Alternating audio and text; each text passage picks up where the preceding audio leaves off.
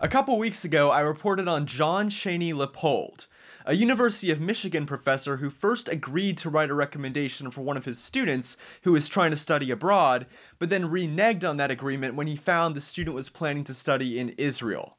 Since then, several other parties have weighed in. The school has punished John, and a second professor at the same university has declined to recommend another student she had already agreed to recommend after finding out that he was studying in Israel. Let's take a look.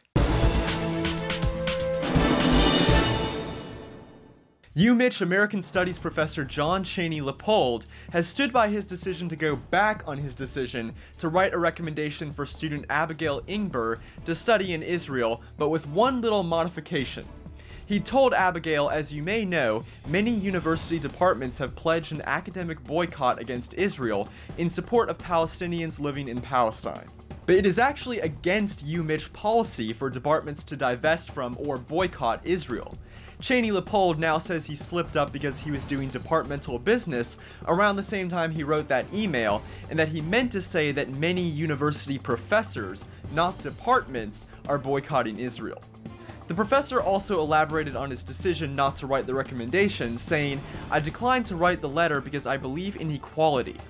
Israel's nation-state bill makes it so only Jewish citizens of Israel have the full right to self-determination." He also said that the Palestinian infant mortality is 3 times higher than that of Israelis, linking it to apartheid.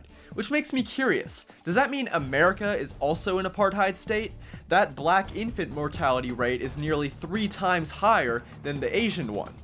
And here's another factor. If Cheney Leopold had just written the recommendation and let Abigail study in Israel, maybe she would come back as a BDS advocate. Maybe she'd return a newly minted social justice warrior. Anyway, the University of Michigan has now decided that John will not receive a merit raise for this school year and will not be able to take his planned sabbatical in January or embark on one for 2 years. UMich Interim Dean Elizabeth Cole said, "Your conduct has fallen far short of the university's and college's expectations for how LSA faculty interact with and treat students. This letter is a strong warning that your behavior in this circumstance was inappropriate and will not be tolerated." The professor has gotten some support from more than 100 alumni, as well as a group that said, "We support and affirm Professor John Cheney Leopold's right to boycott Israel.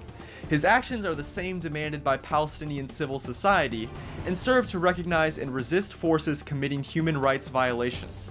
To punish Professor Cheney Leopold for his actions would curtail his own academic agency." That was a statement from Students Allied for Freedom and Equality, which is an interesting name because how about freedom and equality in terms of students studying wherever they want? University of Michigan VP Rick Fitzgerald called the decision to let politics influence how much help a professor gives a student disappointing, and the UMich initiative has also called for the professor to be sanctioned.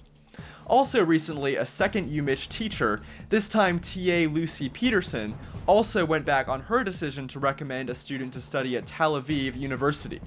She said, "I'm so sorry that I didn't ask before agreeing to write your recommendation letter, but I regrettably will not be able to write on your behalf. Along with numerous other academics in the US and elsewhere, I have pledged myself to a boycott of Israeli institutions as a way of showing solidarity with Palestine."